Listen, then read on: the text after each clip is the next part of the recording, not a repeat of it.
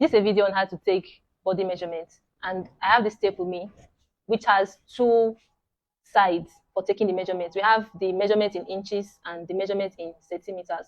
We use the measurement in inches for taking body measurements, and we'll start with the head measurements. So while taking the head measurements, you ensure that the tape is properly on the head. We don't add any allowance to it. So for this mannequin, we have 22 inches.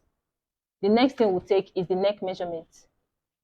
And in taking the neck measurement, you ensure that your tape is resting at the base of the neck to allow proper sitting of the outfit so it will not be too tight or too loose. The next thing we'll take will be the shoulder measurements. And in taking the shoulder measurements, you have to come to the back. You will notice that there's a bone at the back of the shoulder bone. So you start from there and take it all the way through the neck to the next shoulder bone. This will give you an accurate shoulder measurement.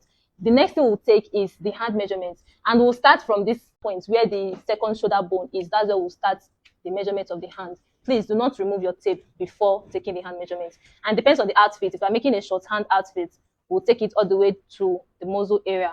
This will be the measurement for a short hand. If I'm making a 3/4 outfit, it will go further below the elbow, like an inch below the elbow. And if I'm making a long hand or a cuff hand, we'll take it down. You will notice that there is a bone at the wrist. Just immediately after that bone, that's where we'll take the measurement. And this is for the length of the hand. So the next thing we'll take will be the bicep. And in taking the bicep, we'll take the exact measurement and then add 2 inches to it. Then we'll take the wrist, round the wrist. We'll also take the exact measurement and add about 1 inch to it for allowance. Next, we'll take the chest measurement. In taking the chest measurement, we'll take the exact chest of the client. And because we don't want it to be too tight, we'll have to add allowance to it. At this point, we'll add like 3 inches to it so the outfit can be free. And depends on what the client wants. You can go further and add ½ inch if you want it to be extra free. And for those who have big tummy, we'll also take the measurement of the tummy, take the exact measurement and add about 3 to 4 inches so it will be free. Then length of the shirt. And in taking the length of the shirt, we'll start from the neck. We'll take it through the chest down to, if I'm making a t-shirt, it should be 4 inches away from the waist. That'll give you the length of the shirt for a t-shirt. And if you're making a native outfit, we'll take it further to just close to the knee. And depends on what the client wants. If you want something longer, you keep going. And please don't remove the tape from the neck. You have to maintain that position and take it to whatever length the client wants it to be. Now that's for taking measurements for the shirt. The next thing we'll do, we'll take the measurements for the trouser. First, we'll start with the waist measurements.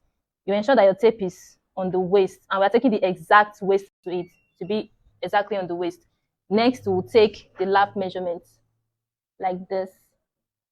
First, we'll have to take the exact lap and add 2 inches for allowance. And if the person still wants it freer, you can add another inch to it. Depends on how free he wants the outfit to be. Then we'll take the knee, round the knee. The same thing, we'll take the exact knee measurement and add 2 inches to it and take it down to the calf. Take the exact calf measurement, add 1.5 inch to the calf. Then we'll take the under curve. The under curve is right here. We'll take the exact measurements and add 1 inch to it. And lastly, we'll take the length of the trouser. In taking the length of the trouser, we have 2 steps. First, we'll take it from the waist down to the knee. We'll take the waist to knee, note that down, then take the length all the way to the ankle, just below the ankle, and that will give you